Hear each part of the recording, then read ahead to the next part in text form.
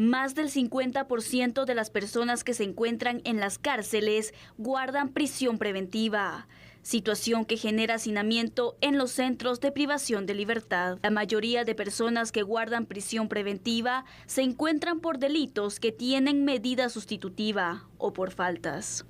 El mismo código, las mismas leyes de Guatemala establecen salidas alternas a una prisión.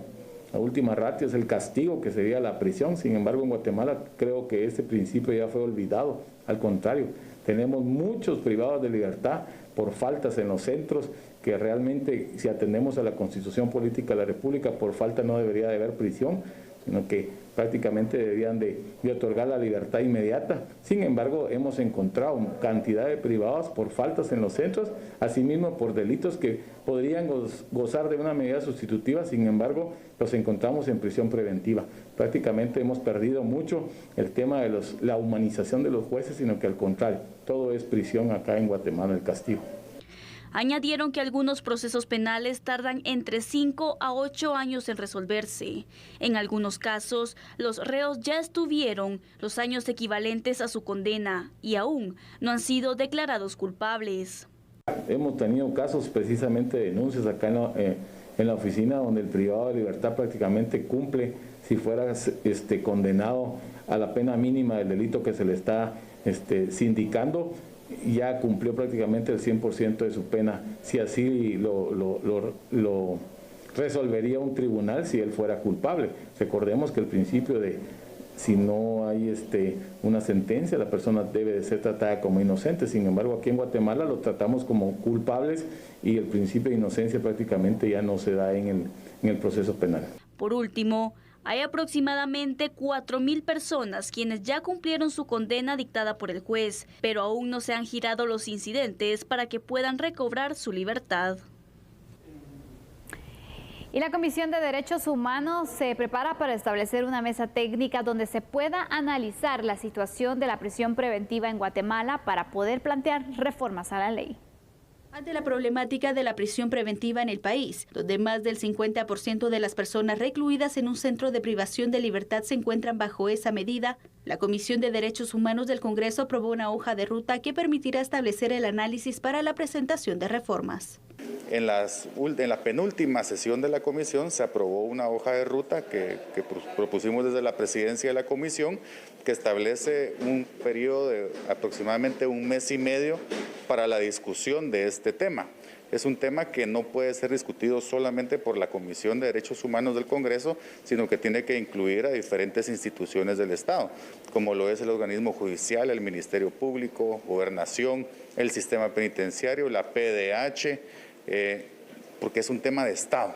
Cada institución del sector justicia presentará en la mesa técnica desde sus funciones la situación de la prisión preventiva y su aplicación.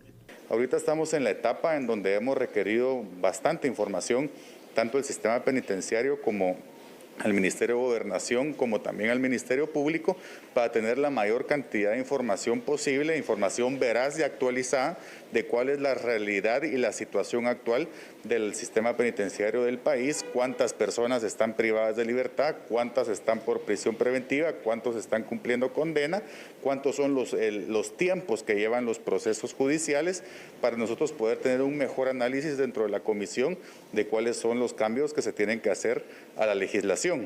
El congresista Álvaro Arzú, presidente de la comisión, señaló que la aplicación actual de la prisión preventiva no solo genera sobrepoblación en las cárceles, sino también vulnerabilidad de la seguridad ciudadana. Todos sabemos que la gran mayoría de los crímenes que se cometen en las calles son organizados y planificados desde las cárceles. ¿Por qué? Porque hay un descontrol en las cárceles, hay una sobrepoblación, no hay cárceles de máxima seguridad que estén en unas condiciones suficientes como para poder evitar que se den estos hechos delictivos.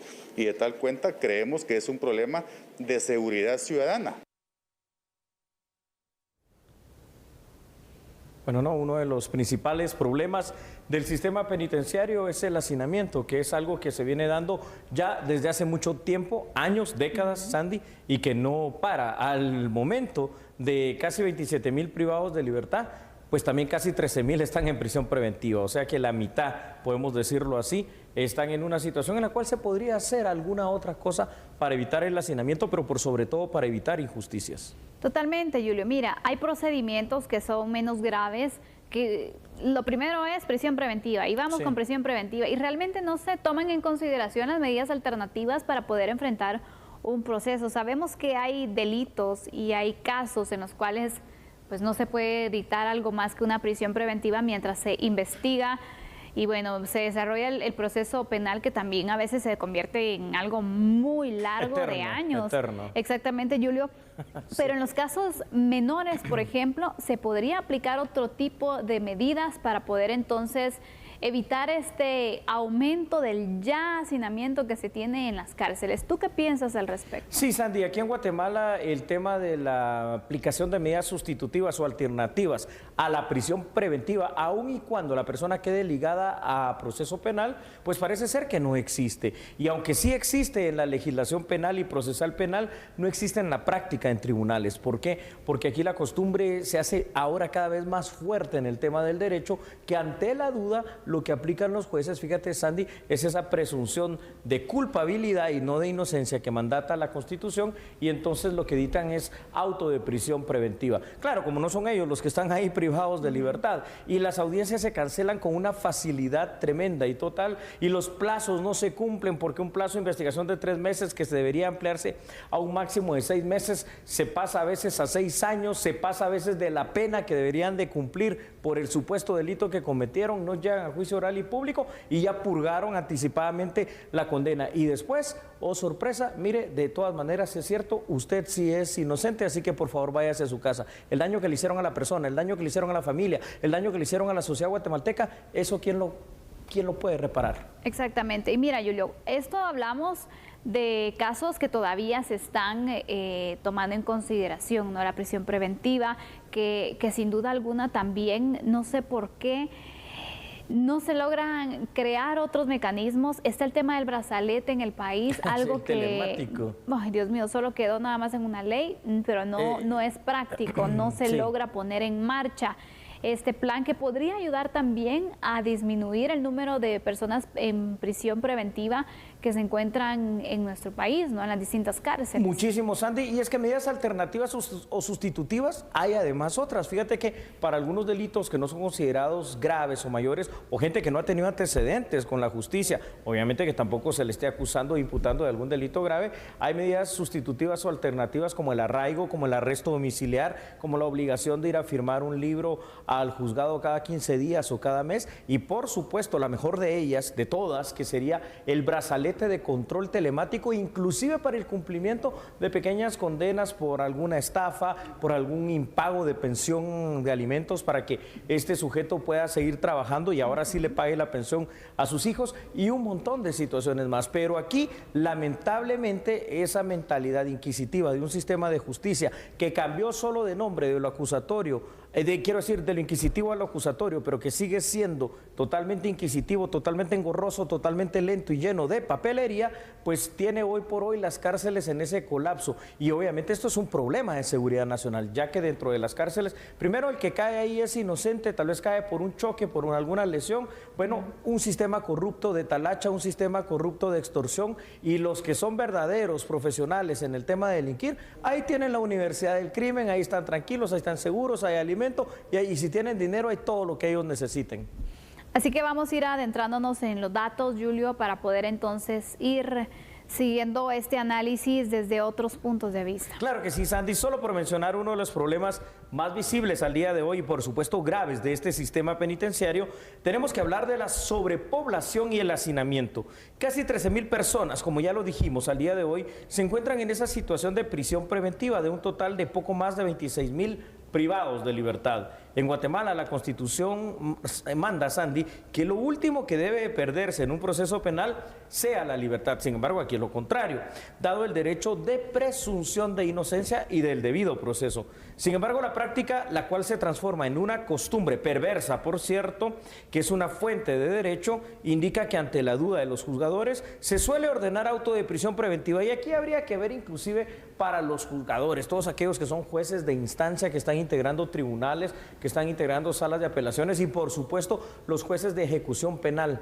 ¿Qué tanto ellos saben y conocen las cárceles? Y lo digo porque por increíble que esto parezca, te repito, cuando a mí me tocó dirigir las cárceles, habían 3 jueces de ejecución penal y hubo que armar un tour literalmente a los 5 cárceles del complejo de Fraijanes, porque de esos jueces había uno de los 3, imagínate, es decir, la tercera parte en aquel momento, que no conocía, no había puesto un pie dentro de ninguna de las cárceles y no conocía el contexto de lo que es una cárcel en Guatemala. Y eso no puede ser. No, no debería, porque imagínate, si tú conoces la situación que se vive en las cárceles, la piensas, ¿no? Así Todavía es. planteas algo más que solo la fácil de, bueno, prisión preventiva y seguimos, sí.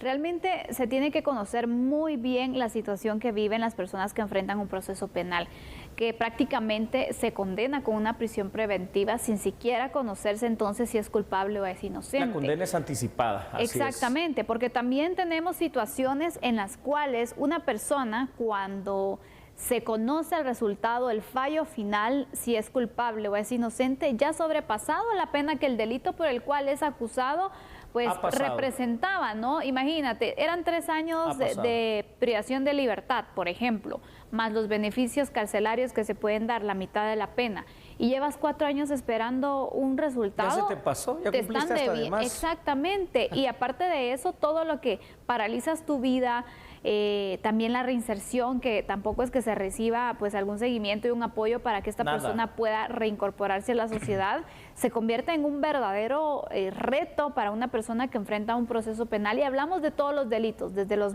menores, un accidente de tránsito, por ejemplo. Claro, no debe ir la gente a la cárcel. Que no estás pensando en que, ay, voy a ir a matar a alguien, a chocar. Exactamente, son situaciones que pasan, son accidentes, desde pues ya situaciones más graves, ¿no? Por supuesto, Sandy.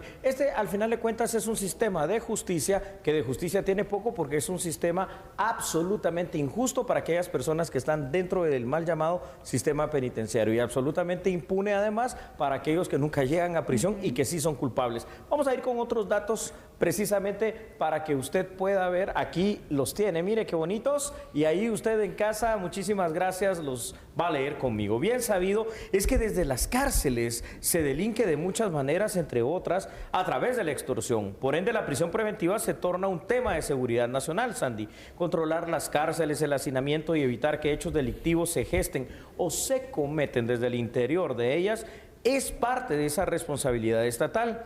Acciones, por ejemplo, como el censo penitenciario, la aplicación de las medidas sustitutivas o alternativas y lo que tú ya dijiste al principio de este análisis, la utilización del control telemático, por supuesto que podrían ser paliativos inmediatos y rápidos, pero hay algo más: el cambio de la mentalidad inquisitiva de los jueces, para entender que la prisión debe ser la última de las medidas a tomar y que también puede ser parte de la solución el aplicar las medidas sustitutivas o alternativas que mencionamos, particularmente ese control telemático que está en ley, que está en reglamento, pero que nunca parece avanzar desde aquel ya empieza a ser un poquito lejano en el tiempo, año 2016, cuando se aprobó.